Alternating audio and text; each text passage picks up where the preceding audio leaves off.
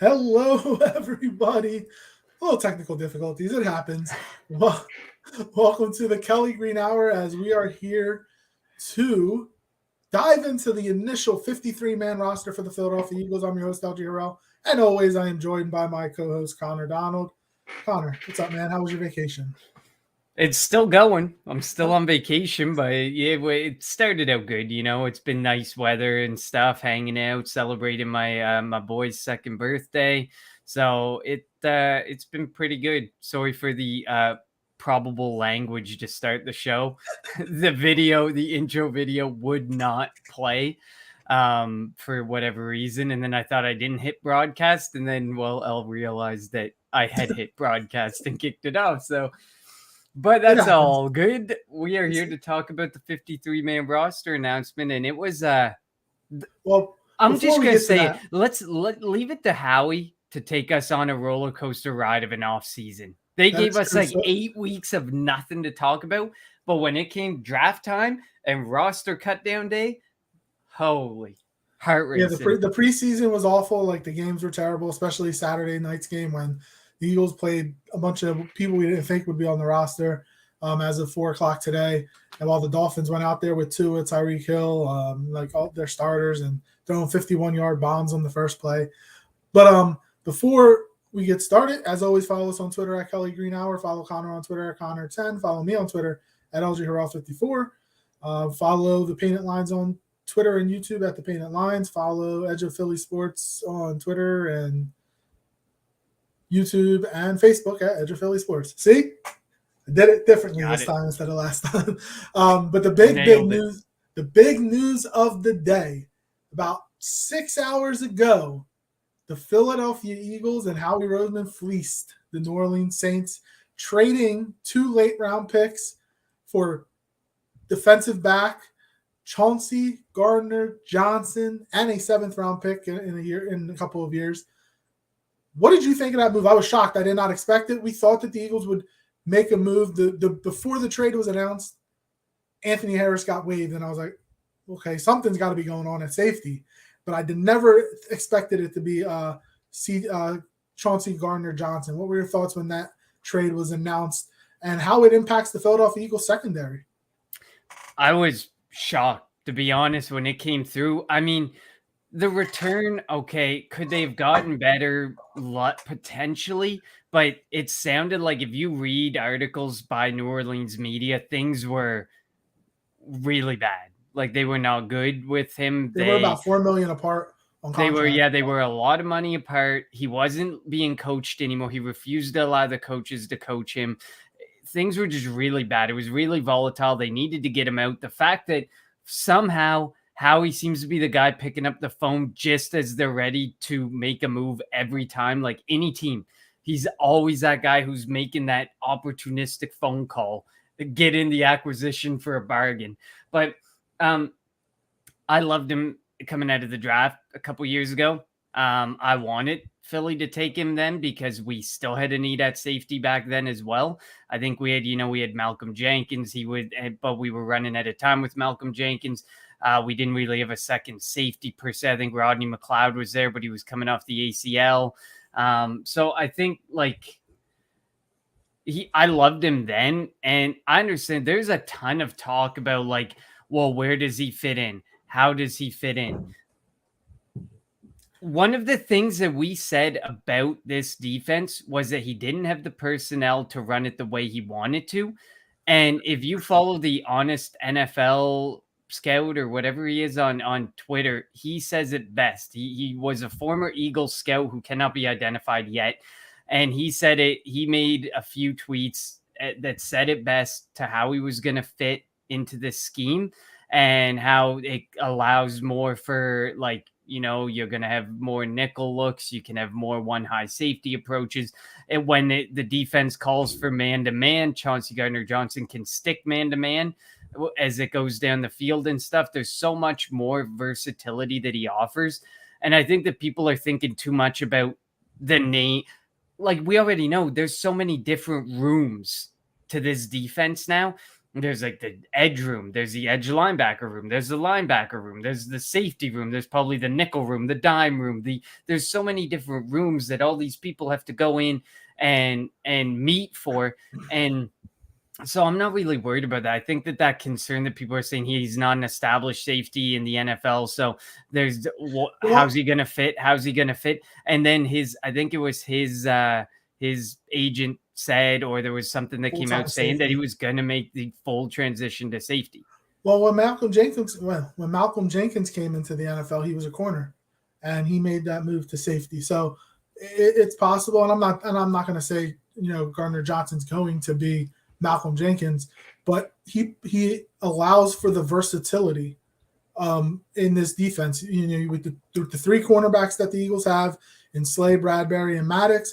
Now Epps and Gardner-Johnson at safety, Blankenship, and we're going to dive into the roster, but Blankenship and Kevon Wallace also back there at safety. It's a young safety group. The one thing, and before, Marina, sorry if I mispronounced your name, Klaus, Fly Eagles Fly. Yes, we love that. So chime in on the chat as always. We'll definitely, get to your chat if you have any questions or anything about the roster. Please let us know. We'll answer as we're going along. But it's a very young safety room if you think about it. Epps is probably the elder statesman. Is definitely the elder statesman of the group. Kevon Wallace is the second. Like, he's the second oldest, and he got drafted 2 years ago, something like that. Mm-hmm. I think it was 3 years ago. And then obviously Gardner-Johnson, and then Reed Blankenship being an undrafted rookie free agent this year. It's versatility. Guys that can play multiple, not all of them can, but play multiple, like you said. If they have to cover a corner, or if they have to cover a receiver or a tight end, they probably can do that. And it's no excuses now for Jonathan Gannon. So we'll definitely see what happens and see how he fits into this defense. I kind of wish we had a game to see it, as if we would have seen any of it, honestly, though, because the Eagles don't do anything in preseason. Mm-hmm. But I really like the move. The only thing that I don't want to say it bothers me, but if you look, there's a lot of guys that are on the last year of their contracts that the Eagles are going to have to pay next year. And it's going to be a matter of who they decide to keep. Is Bradbury going to come back? Johnson's on the last year of his deal. You have some guys up front on the defensive line that are a little older that potentially probably won't be back. Fletcher Cox probably won't be back. Javon Hargrave might not be back. Brandon Graham, who knows about that? He may not be back. So it's going to be interesting to see the outlook of this team beyond this year. But for the 2022 season, I'm really excited. During the draft yesterday, our fantasy football draft yesterday, we at the end we kind of all gave our predictions, and most of the people said 11-5, or excuse me, 11-6. This was before knowing what the roster was, before the trade for Chauncey Gardner-Johnson, and the way that the preseason went for the Eagles, they're the healthiest team in the division right now. Obviously, Dallas having offensive line problems and receiver problems. Chase Young out for Washington. The Giants just a dumpster fire, as they always are. If it's going to obviously come down to Jalen Hurts, and if they can bring all this together and the coaches can coach these guys up, it should be a very exciting season. My only fear, and I mentioned this yesterday, was when the Eagles have high expectations, they mostly fail to meet them. But when they come in as the underdog, as the team that nobody's talking about, that's when they surprise people. So they're mm-hmm. going to have to not read their own press clippings. They're going to have to not they're going to have to not say, look, we know we're good, we're going to go out there and win. No, you have to go out there and put it on the field. Detroit's going to be it's not going to be 44-6 like last year. As bad. I mean, we all make fun of Detroit, but Detroit, it's the first game of the year, home opener, being on Hard Knocks, like they got something to come out and prove that they're not the same old Lions. So it's going to be a tough game, and the Eagles can't they can't fly to Detroit and say, oh, as soon as we walk off the bus, we're going to win the game. It's not going to be like that. This team's going to have to bring everything together. But I like the structure of this roster, and the surprising Chauncey Gardner-Johnson move was the start. It was the start of a pretty good day, I think, for the Philadelphia Eagles, and the end of a really good offseason for Howie Roseman. Yeah, definitely. I mean, you said it best, and I think that's the big thing. A lot relies on Jalen Hurts, and can he develop? Can he be the guy? Because obviously there's going to be some major question marks there as well, is because you're going to have to pay Jalen Hurts if he ends up appearing to be the guy. So there's a lot of guys who have to get paid. But I do kind of like the transition that Howie has made from older roster to getting younger. This is I a remember a couple different, years back, it was yeah, really old.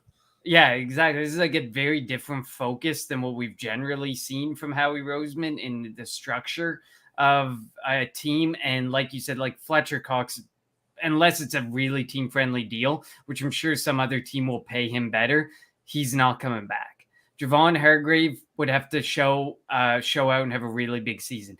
I think Chauncey Gardner-Johnson will get re-signed because I feel like while he needed the change of scenery, I don't know if he would have committed to any other team without some sort of verbal saying of, as soon as I land in Philadelphia or wherever I'm going, we are talking contract. Like you have to have that feeling that he got that verbal commitment from Howie. They're going to sit down and they're going to talk contract early, and they're going to try and get something hashed out early, or else he wouldn't have agreed to the move. Not that he had a no movement clause or anything, but he probably wanted some type of verbal commitment there to negotiate. It also helps that Howie Roseman and Chauncey Gardner-Johnson both went to Florida. That could be it. Yeah, that could be So it. That's a good thing too. Yeah, as Dave McNulty says, the Gardner-Johnson move gives me the same kind of vibes as when we traded for Ronald Darby. That came out of nowhere when we traded for Ronald Darby, and Darby obviously is starting corner on the Super Bowl winning team. So yeah, I mean, this could be a big step for you get somebody who's only 24 at the safety position, a position of need for the Philadelphia Eagles. So it'll. And we like, and at the end of it, like we went from a team that, like, I see people tweeting out calling us a top 5 team now. Like, and these are like legit national media. I hate the expectations too, but we have to, like, the fact that the national media is going out there and saying that when we were probably ranked around the 20th team before the draft, like, that's crazy. But literally the only question mark that everyone says is, what about Jalen Hurts? Is he the guy? What about Jalen? Before the draft, when we were talking about how this team, it seemed like this team didn't have any talent. And then in the draft, you get Jordan Davis, Nakobe Dean, Cam Jurgens, straight for I think we were projecting like a 8-9 season. Like, I don't think me and you even had above 500 in our thought process. Yeah, no, but Howie deserves a lot. Look, Howie gets a lot of hate in this town, and maybe it is deserved and it's warranted, but he deserves praise, when he does well. And let's be real, he has turned this team around. Obviously, they were a playoff team last year, but now they have a team that can contend for the division. I'm not going to say contend for a Super Bowl because I don't know if they're there yet. There's question marks. Again, the quarterback is a question mark. I still think the head coach is a question mark, and the defensive coordinator is definitely a question mark. Yeah, I do think that, like, people are really sky high with the expectations. Like, somebody, I think it was Mina Kimes, said top 5, maybe top 3. Like, I can definitely name probably 5 teams that I think I would be able to write them into a Super Bowl prediction, whereas I'm not necessarily there with the Eagles yet. I think division, playoffs, at least a win in the playoffs. I have those expectations, but I don't know if I'm fully there. Yeah, so one of the things I had said yesterday during our fantasy draft was that the Eagles have to win a playoff game this year. If they win one playoff game and get to the divisional round and lose to a Green Bay, a Los Angeles, a Tampa Bay, that's fine. But if you go to you win the division, go to the playoffs, and you lose, like that's a failure of a year. You have to win a playoff game, and like I don't think just making the playoffs is not good enough. As Daro Snyder says, we are definitely top 10 in the league. They definitely have the potential. The roster might be a top 10 roster. I just don't know. On paper, yes. Definitely on paper, but games aren't played on paper. We go back to 2011, the Dream Team. I hate those 2 words, but the team, the games aren't played on paper. It's not played on Madden. You have to actually go out on the field, put a game plan together, and come out on top. Dave says, for me, defensive coordinator is the biggest question mark for this team. He's definitely up see. there. I don't know if I'm there with that. Like, I feel like that's extreme at this point because the biggest question mark has to be Jalen Hurts. If you don't have a franchise quarterback, a defensive coordinator is more replaceable than a franchise quarterback. If we can answer the question of franchise quarterback, that is a massive boulder off of our shoulders, especially with 2 first rounders next year. We need to be able to use those 2 first rounders to address needs, whether that be edge, whether that be corner, whether that be whatever. We need to be able to use those picks. Daro, this could be our year for a second Super Bowl ring. Yeah, I'm not Daro. talking Super Bowl yet. Can't No. talk Super Bowl yet. I'm talking playoffs, but like you have to think about it. To me, I think about it like this. There's only like usually 2, maybe 4 teams that I write into the Super Bowl early on, and Philadelphia was not one of those teams to start the offseason, and they definitely still aren't one of them right now. Daro, he says, don't doubt our birds. We're not doubting our birds. We're just trying to taper expectations because I feel like they're sky high for a lot of people. And I get it. I understand it. I'd be pretty impressed with this team. Like we said, on paper, this is a super impressive team. But at the end of the day, we need to see it on the field. So let me ask you this question. And I actually heard it. I was listening to WIP earlier, and it was a really good question. The roster, and I think it may have been asked to Howie actually during his press conference today. The roster that the Eagles have right now, if they go into Tampa Bay, is that the outcome might not be different, but is that game different? It's not 31-0 after 3 quarters. Like if the roster that the Eagles have now, because I believe the roster that the Eagles have right now is better than the roster at the end of last season. What do you think? Absolutely. 100%. Can you game plan differently? Absolutely, because the run game couldn't get going. But then if you're able to have a passing game with a guy like A.J. Brown, that's a game changer. You're able to go to the air way better. No matter who the quarterback is, you're able to go to the air way more. Like, I feel like, yeah, could we have still fallen behind? Yes, but could we have maybe dug out of it? I definitely think we probably could have dug out of it because we needed a passing game. Passing game wasn't clicking. The Russian attack was completely gone because we were facing one of the best one of the best teams against the run. So we couldn't get the run going. Nothing was going. And while we fell behind really early, the defense kind of held their own and provided a lot of opportunities for the offense, but the offense couldn't do anything. And we're going to get into Joe Maddie's comments. Special teams scare me still because that is definitely a massive thing that I have. So let's dive into the team. Why not? Let's dive into it. They kept 23 on offense, 27 on defense, the 3 specialists. I think when we did our initial roster a couple weeks back, we both had 25, and 3. So they were light on a couple positions. So we'll start at quarterback. Jalen Hurts and Gardner Minshew. They got rid of Reed Sinnett and Carson Strong. Thank you. One of them will most likely be back on the practice squad. I think they should actually go with somebody else with somebody outside. But it's probably going to be one of them. Not sure which one, but not shocked that Jalen Hurts and Gardner Minshew are the 2 quarterbacks. I don't want to spend too much time on these positions where we kind of knew. Running back, they only kept 3, which I'm kind of surprised, which makes me think that Marlon Mack, who got cut by who did he get cut by? Houston. He could potentially be on his way. You know, he has him and Nick Sirianni have cohesiveness there. But they kept Miles Sanders, who's not healthy right now, Boston Scott, and Kenny Gainwell. It wouldn't shock me one bit if they come up with a fourth running back over the next couple of days when you're able to start making signings. What do you think? Yeah, when you said earlier, I think it was before we even came on the air, Josh Jobe has an elbow issue that they might be able to put him on IR and stuff. Once they free up space, I think that's one of the reasons they kept so much more on defense, because it kind of sounds like they might be able to move a couple guys to the IR and then they open up that roster spot for a little bit. So yeah, I agree with you. There was some surprising cuts at the running back position. A lot of should be on a roster talent that were cut, even some rookies from this year, some UDFAs. Joe Maddie says Raheem Blackshear from running back from the Bills. I really liked him too in college. You don't need this really stud running back, but somebody who could be solid, who could be consistent, who you could trust. And I think Marlon Mack is somebody who maybe you could. Like there's definitely options out there. I kind of thought we'd be more in on Kenny and Drake than we were, but we weren't. The Ravens, he went to the Ravens.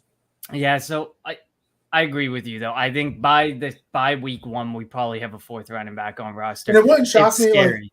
Like Marlon Mack might not get something because if he signs after the first game, then his contract won't be guaranteed. So it might be a while before the Eagles sign a 4th running back. But like you just said, going into the first game with Miles Sanders who can't stay healthy, Kenny Gainwell and Boston Scott both had injuries throughout camp. So we'll definitely see what happens. Let's move to the wide. They had to bubble wrap Miles Sanders. That worries me because now you're going to march him out there with tight muscles and tendons and everything, and you're going to say that something's not going to happen. I don't know. Yeah. So let's move to the wide receiver position. They kept 5. The first 4 we knew were locks: A.J. Brown, Devontae Smith, Quez Watkins, and Zach Pascal. And the 5th, Jalen Reagor, who I had on my initial one. You did not. You had Britton Covey. He did not make the team, which I'm not shocked. He didn't do anything special for me anyway.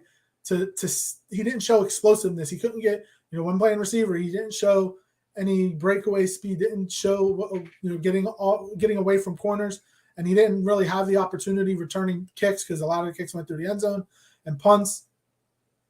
He didn't really do much, and maybe he didn't get the blocking because in special teams it's not the regulars out there, so maybe he just wasn't given the opportunity. I don't know who's going to return punts for the team. I don't want to see Jalen Reagor back there.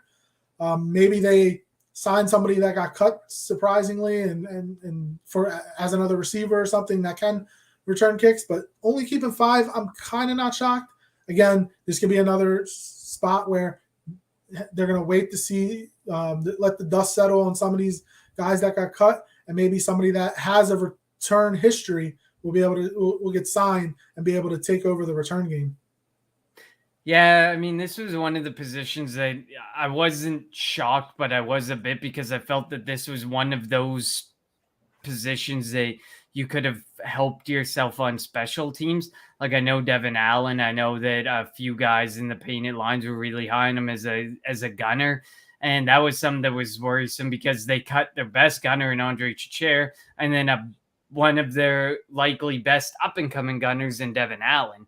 The Chichare one we'll get into more when we reach safety. But, I mean, gunner is replaceable, but at the same time, if you have a really good one that people are calling an ace and like a special teams captain, I don't know. I'm a little worrisome there. Like that's one of the ones I felt like you could have done Britton Covey. Yes, you didn't like what you saw, but maybe with the ones out there on the field and stuff with the right people on the field, he might have been able to do more. I'm a little surprised. It's a little light. AJ Brown's had an injury history. Jalen Reagor's been super inconsistent. It's a little worse. It's a little light, but like you said, hopefully we see some more added bodies later on. And obviously, I think they get to keep 3 guys or protect 3 or 4 guys each week. There's probably going to be a wide receiver built into that every time because I can guarantee the position I think they're going to bring the most back for on the practice squad, I think will be wide receiver. They hit a lot of talent at wide receiver, so I think they're going to bring a lot of their own back. Deion Kane, I think, should have made the team. If he makes it through waivers, he could come back. Covey or Allen or both. I don't know if they'll bring both of them back. I don't know if they'll bring 3 back. John Hightower could also be like one of them. We'll see. Again, I definitely think Deion Kane should be back if he doesn't get picked up. And then Covey or Allen. I'm going to take a step back real quick. Dario asked, do you think the Eagles should bring Jordan Howard back for short yardage gainage? I think that, so it's no team has even sniffed Jordan Howard. So like he's obviously there. It wouldn't shock me if Marlon Mack goes somewhere else and Blackshear goes somewhere else. There's no other running back. And Eagles call up Jordan Howard and be like, all right, let's come back for the 18th time. Put him it's almost like Richard Rodgers. These guys have like permanent NovaCare lockers. Rodgers will probably come back on the practice squad. Jordan Howard was also on the practice squad the first 4 or 5 weeks before the Eagles started running the ball last year. So it wouldn't shock me if Jordan Howard is back on the roster. I do want them to try to go get somebody else, though. I don't want it to always be let's roll back with Jordan Howard. There's I definitely want them to try and get younger too, if possible. Like you just eventually Jordan Howard can't be brought back. Like eventually you hit the wall with some of these guys. I would love them to try something different. Kennedy Brooks didn't stand out. I was disappointed in that. I thought he was going to make the team. And Jason Huntley, he would have been good for punt returns, but obviously you saw like you would watch him on 6 carries go for 0 or negative yardage, and then he'd bust off like the 50-yard run that he did there in the last preseason game. But at the end of the day, you got to show a little more consistency. But again, I feel really bad for these guys because they were playing behind the 2s and the 3s, and I really do believe Jason Huntley probably would have done better behind our primary offensive line. I honestly do think he would be better. Huntley could come back on the practice squad too. Like having the 16. He was so patient though. Like you watched him, he wanted things to work in his favor, and they just didn't. And it was such a shame to see with him that things couldn't work out because he was patient. He hit holes well, but just didn't get enough support from everybody around him. Yep. So let's move to the tight end position. We won't spend too much time on this. Dallas Goedert, Jack Stahl, Grant Calcaterra. Calcaterra finally got some playing time on Saturday. It was good to see him out there. But it doesn't shock me that it's those 3. And as you just mentioned, Richard Rodgers will probably be back on the practice squad because he, as you mentioned, he has a permanent locker at the NovaCare and at Lincoln Financial Field. I'll touch on Joe Matty's comment. So what do you guys think about running backs Harris and Taylor from the Patriots? I believe it's Kevin Harris and J.J. Taylor. J.J. Taylor, to me, would be more of a no. He's like the change of pace guy. We have it in Kenneth Gainwell. I would take Harris, though. Harris is a big, bruising back. He could definitely play the short yardage role. He could definitely do the Jordan Howard role, and he's younger. I'd be open to Harris. J.J. Taylor, no. I'm not really in on that. Okay. To me, it can't be a change of pace guy. We have Kenneth Gainwell. He's your pass catching back. Yeah, we need a bruiser. We need a bruiser or someone who can return punts. If you're not going to get a bruiser and you get somebody else, I'd like it to be someone you could put back there and has somewhat of a history of returning kicks or returning punts with some sort of semblance of being better than what we already have. Because right now it's pretty bad. We got our primary returners, I think, would be Jalen Reagor and Kenneth Gainwell right now. Probably. We saw how that went last year. All right, so let's move to the offensive line. The Eagles kept 10 on the offensive line. Lane Johnson, Jason Kelsey, Cam Jurgens, Josh Sills, which was a surprise, Andre Dillard, Jordan Mailata, Landon Dickerson, Isaac Seumalo, Jack Driscoll, and Sua Opeta. Jack Anderson got cut. LaRaven Clark got cut. Any surprises there that are left? I mean, Andre Dillard, I'm happy he's back because as much as we love on Jordan Mailata, if there's an injury there, I think I'd much rather have Andre Dillard than a LaRaven Clark starting at left tackle for the Philadelphia Eagles. Agreed. And it's pretty simple here. Andre Dillard, if you're not getting what you want to see back, don't move him. We've learned it's way more valuable to have that depth on the offensive line than to, if you think he's worth a second rounder and somebody's offering a fourth, you say no. Like that, we're talking such a different circumstance with along the offensive line. If Jalen Reagor, if he thinks if they think he's worth a third and someone offers a fourth, or then I would pull the trigger on that Jalen Reagor. Wide receivers are way more replaceable, in my opinion, than along the offensive line. To me, that is, you can't replace what they have built along that offensive line. Josh Sills, I agree with you. That was a surprise. I really like Jack Anderson. But I mean, this was the 10th offensive lineman. So this is that guy who you were going to who's going to be most versatile, who can play multiple positions, and you can use them in a pinch. Like a few years back when, we had those 14 different line combinations or whatever.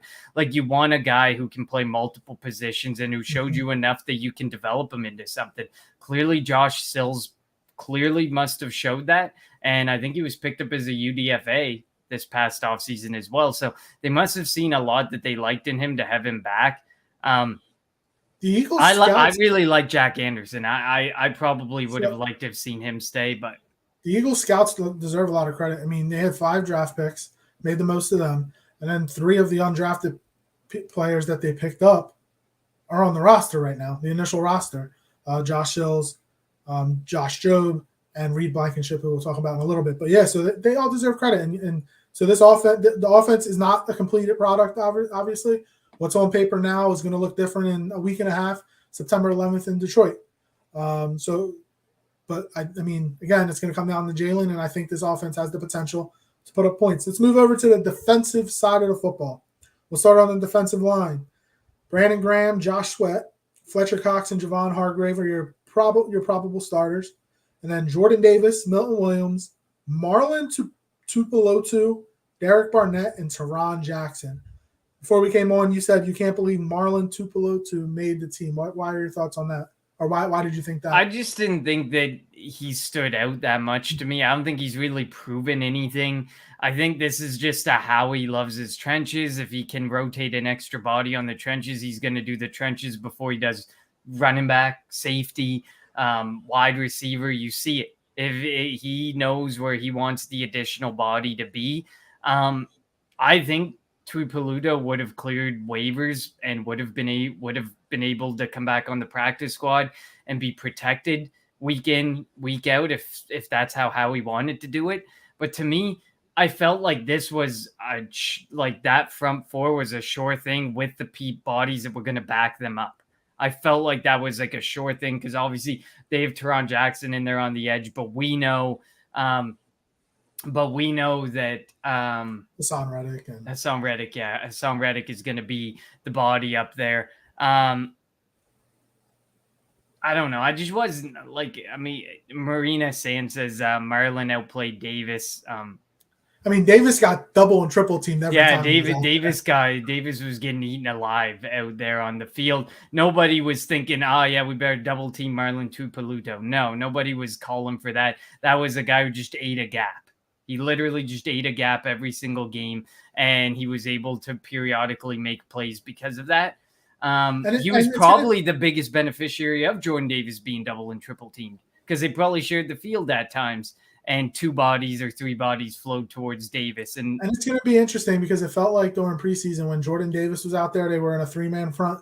But when Fletcher Cox and Javon Hargrave were out there, they were on a 4-man front. So we're going to see the versatility and the different schemes that Jonathan Gannon has planned for the Eagles. Let's move to the linebacker position. And if you remember when we first started doing these shows together, the Eagles linebackers were terrible. They were bad. Alex Singleton, Nate Gary, this is who we're talking about. TJ Edwards, Kazir White, Hassan Reddick, Nakobe Dean, Kyron Johnson, Patrick Johnson, and these last 2 I'm shocked made the team. Sean Bradley and Davion Taylor. I'm shocked they kept both of them. One, sure, but both of them, I don't know what the thinking was there because Davion Taylor looked awful in the preseason, and Sean Bradley is Sean Bradley. He's just he's a body. He's there. I don't think he's if he is on the field playing linebacker this season, then the Eagles have had issues at linebacker, which I don't see for happening. What are your thoughts on the linebacker position? I agree. Right before we came on the air, I said it. I can see keeping one of these guys as just that extra body at linebacker, but keeping both of them made no sense. And in our projections for both of us, we didn't have Davion Taylor and Sean Bradley together. You had Sean Bradley. I think I had Davion Taylor. Like we had it completely different in that regard. But I mean, Kyron Johnson worked for me. Patrick Johnson, he worked for me. We talked about that. Patrick Johnson, he can be one of those hybrid, very Hassan Reddick-like. He can be a hybrid linebacker, edge type. Patrick Johnson, I think, had one of 2 sacks for us in the preseason. But yeah, obviously those first 3 are huge. Kaiser White, TJ Edwards, and Hassan Reddick are going to be really good. When Hassan Reddick rotates down to be an edge, whoever comes in to cover, probably Nakobe Dean, maybe Kyron Johnson, Patrick Johnson, I feel comfortable with them. Davion Taylor, like you said, he was terrible. He was so bad. Like, there's nothing that justified keeping him to me. And Sean Bradley, like you say, he's going to provide stuff on special teams, and really that's about it. Davion Taylor, like we said, I think it was after that Bengals game, he had 4 missed tackles, and if he had have been able to clear through the garbage well enough, he would have been missing like probably double that. Like, if he had have found his way to the ball, I guarantee you he would have been 6 or 8 missed tackles that night. Like, his angles are bad. His instincts are bad. I just can't. There's so much more bad I could say about Davion Taylor. I just can't. So Matt says fire Howie. We always have somebody who comes on the comments and says fire Howie. You're not happy with the Chauncey Gardner-Johnson trade? This roster is a lot better now than it was at the end of the season last year. They have 2 first-round picks next year. I get it. They don't have a franchise quarterback right now, but maybe there's, a handful of franchise quarterbacks in the NFL? You need to give them a little bit of credit. So, if Matt were to respond, let's move on to cornerback. The Eagles probably have the best trio of cornerbacks in the NFL. In Darius Slay, James Bradbury, and Avonte Maddox. The other 3, Zach McPherson, Josh Jobe, one of the UDFAs, and they won a Super Bowl with Howie putting the roster together in 2017. That's what they won. They went to the playoffs last year with a really bad roster. I think people don't realize like how special the New England Patriots dynasty was versus how difficult it is to compile year over year over year a team that makes a deep run in the playoffs or wins a Super Bowl multiple seasons. Go back in time and look at how many teams have won back-to-back Super Bowls. It's the Patriots. It's the Patriots and then nobody, because it is so damn hard to do that. You have to respect, as much as we hated Tom Brady and Bill Belichick and what they did to the NFL, you have to respect that franchise and the dynasty that they had, because I'm convinced the way the NFL is now that we will never see dynasties similar to that. It's so difficult because of how balanced the NFL has become to have constant teams winning over and over again.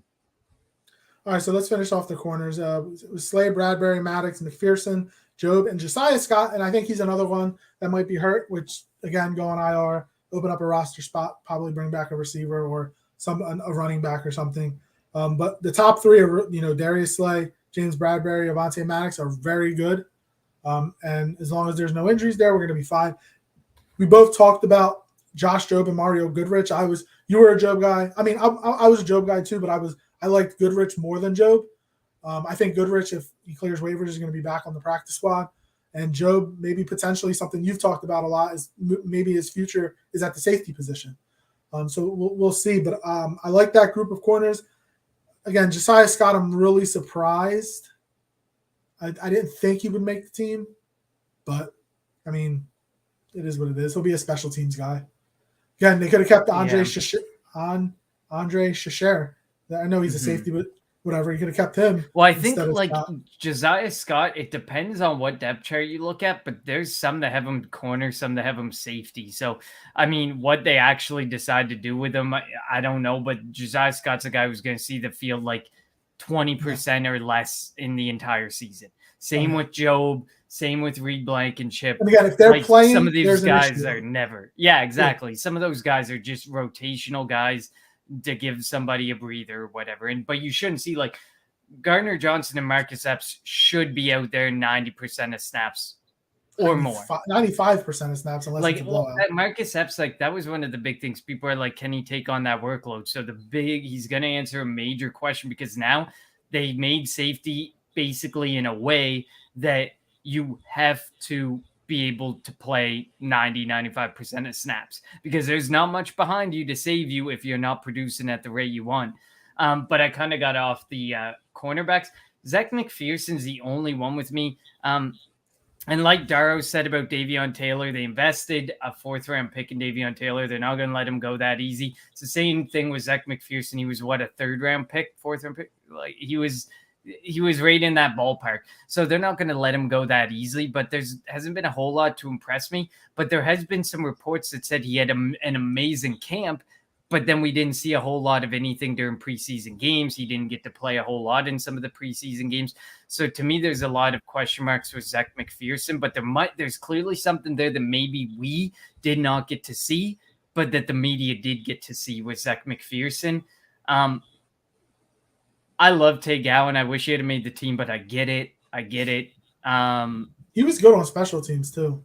Yeah, they let go a couple of guys that were, like you said, Shasher was the captain of the special teams pretty much last year. Like they let go, and the special teams really wasn't that good last year, and you're letting go guys that were actually good. That kind of worries me. Somebody actually did make a comment about nobody is on this team with a purpose of being a core specialty, like a key core special teamer. To me, you can sit there and say, yeah, Sean Bradley will be out there. Kyron Johnson will be out there. Josh Jobe, Kevon Wall. Yes, we get that those guys will be out there, but none of them to me stand out as they're going to be aces or they're going to be like these game-changing guys on special teams. And as special teams, the last, what has it been, 3 seasons has just went down and down and down, and nobody is being kept with that purpose.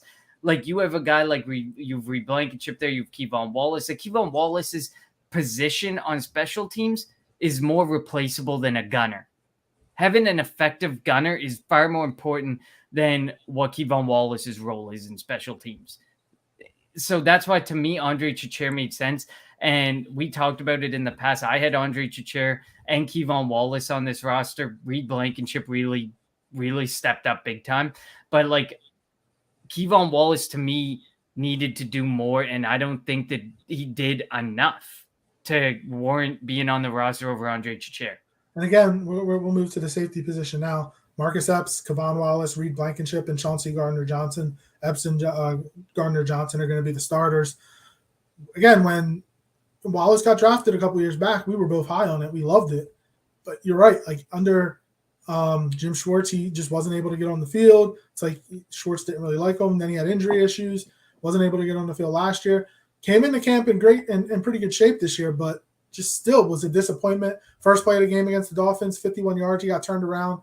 And again, it was against Tyreek Hill. And again, I'm not going to kill him on that because Tyreek Hill does that against everybody. He does that against the best of the best. So it doesn't shock me. But to me, that's a big thing. They put their ones out there. You had a chance to show out, and you completely blew a tire. To me, I can't, you have to try and show something. Andre Chichère, I get it. A couple weeks ago, was up against the 2s and the 3s of the Cincinnati Bengals, but he was breaking up plays. He had that big hit at the goal line there when Dobbs tried to get it. Yeah, against the Browns, sorry. When Dobbs tried to get into the end zone, he actually made plays, and it doesn't matter who he was against, he actually made plays. Kevon Wallace didn't really do anything for me. He didn't really make any plays. I think this is, again, a self-preserving move by Howie. Kevon Wallace, Jalen Reagor,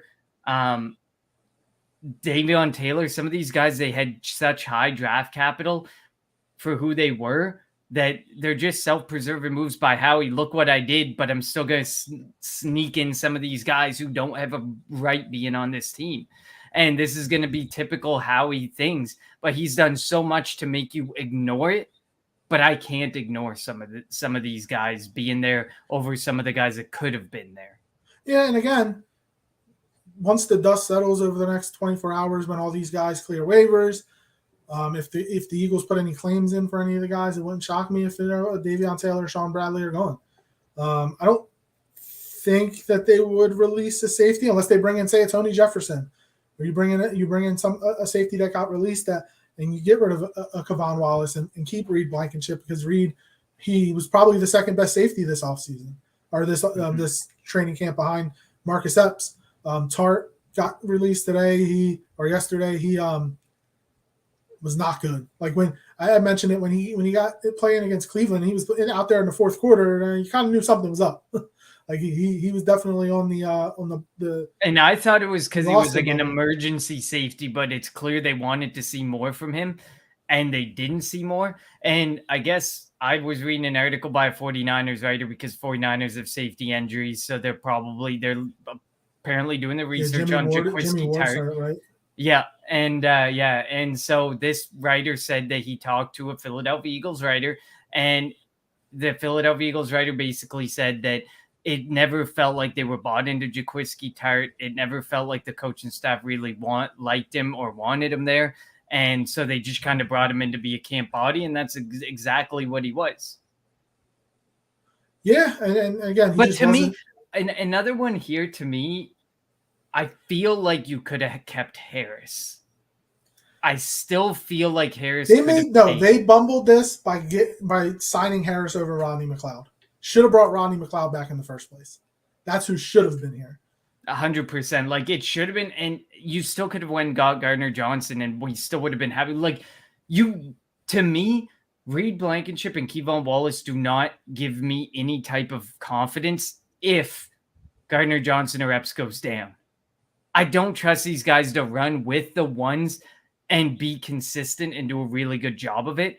Whereas, like, if you had Rodney McLeod, even if you had Anthony Harris, and I get it, Harris, they should have taken McLeod over Harris, but like Harris at least has the experience with the ones. He's someone you could have trusted. You can still, cycle guys in and out, and you don't have to have them out there. He still could come back.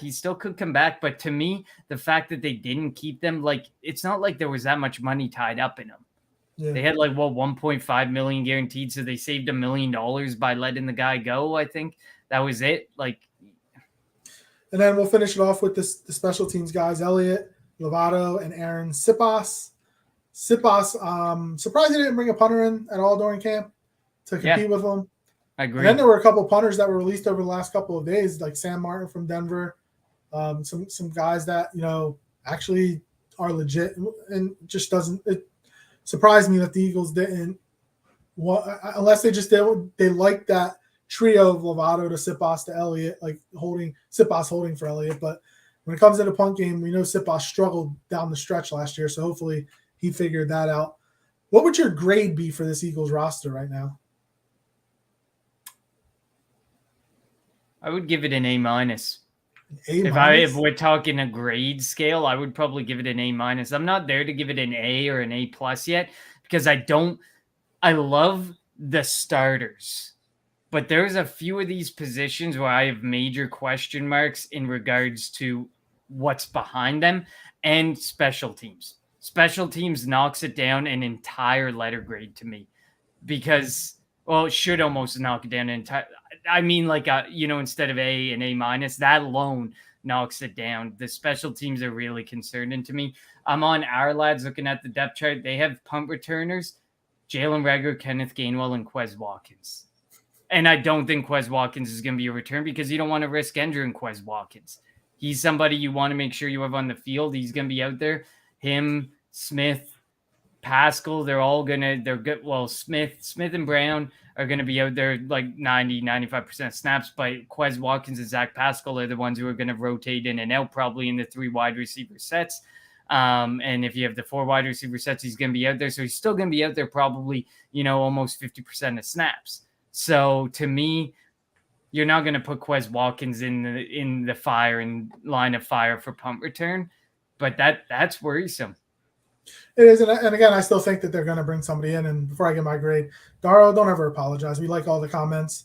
We may not get to every one of them, but we appreciate you listening and giving us your feedback on what you think is going on with the Philadelphia Eagles. I'm going to give them a B right now. The starters are good all around. They have really good talent all around. Depth-wise, they got good offensive line depth. They got good defensive line depth. But like you said, in the secondary, if somebody in the cornerback position gets hurt, or if somebody in the safety position get hurt, I'm a little worried. Again, the special teams is worrisome. Getting rid of a couple of really good gunners, not having a return guy, punt or kick. Kick I'm not really worried about, because it gets kicked through the end zone 80% of the time anyway. So I'm not really worried about that. Jalen Reagor can be back there for that. He does a good job of watching balls go sailing by. But punt return is key, because I don't want that ball bouncing at the 10 and then rolling down to the 1. Like, and I hope our defense, forces more turnovers, gets more sacks this year, to get short fields to this offense, because Jalen could use that. The offense could use that. We don't want them to always have to drive the length of the field to score. And maybe with having AJ Brown and Dallas Goedert and Devontae Smith, it'll open things up, and we'll be able to have, instead of long sustained drives where we're running the football, we'll be able to throw the ball downfield and score in 2 plays. Like we had that 91-yard completion to Quez Watkins last year and didn't even score on the damn play or on that dang possession. So that's what I'm going to put it at a B right now. But if you ask me next Friday when we're here again previewing that Detroit game, this team is going to look different. It's the 53 that are on the roster right now are not going to be the same 53 when they go to Detroit September 11th. So that grade can obviously change. But I'm excited. As you mentioned, the Eagles are the healthiest team in the division right now. Are they the best team? Who knows? But they have that potential. And I know, and again, game's not played on paper, but if you look at all the names, you look at the position by position, this team is really good. Maybe, minus a position here and there. So they have the potential. It's going to come down to Jalen Hurts, Nick Sirianni, and Jonathan Gannon. They're the 3 guys that have to step up for this team to be able to go where they want to go.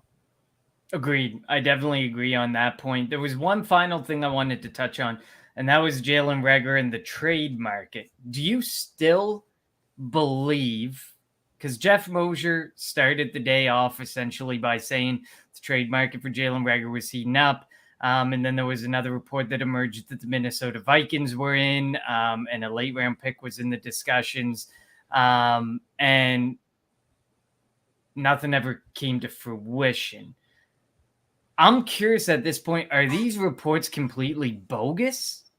Or is there actually interest in how he's playing hardball? Because he should not be playing hardball with Jalen Reagor. If you can get anything, I think I would do it. Howie has his reporters that he goes to, and I think Howie may have leaked it out, just be like, hey, put this out there to see if he can gain more interest. Look, they could just hold on to him if a receiver from another team gets hurt. Week 1, week 2, week 3, whatever it is, and they need somebody, they could call the Eagles up, and maybe he can get more than a 5th round pick, because maybe he just doesn't think it's worth trading somebody you got in the 1st round, even though he hasn't performed to a 1st round level. I don't think he wants to trade that for a 5th, 6th, or 7th round pick. So do you think Jalen Reagor is on the roster end of 2023? End of this season? Is he still an Eagle? It's a good question. I don't think he'll be on the roster by the end of the year. I agree. He'll be traded. I think they won't cut him because it costs more money to cut him. Mm-hmm. He'll be traded. It's got to be a trade. It has to be a trade because they're not like, I understand people are like, oh, just cut him, eat the dead money. Howie's not the type who's just going to eat whatever, like $4 million dead dollars just to get rid of Jalen Reagor, just to say, okay, you're gone. I believe there is an interest. I just believe something has to happen for the 2 sides to come together. I think Howie wants a little bit more than teams are willing to pay, but something needs to happen. An injury needs to happen. A shot in the leg to some teams' wide receiver depth has to happen. We know the Vikings have been interested. We know the Ravens have been interested. Did you imagine Matt going to Minnesota playing right next to Justin Jefferson? I said that in our group chat today. I was like, man, imagine. But imagine Justin Jefferson, Adam Thielen, Jalen Reagor being the 3rd.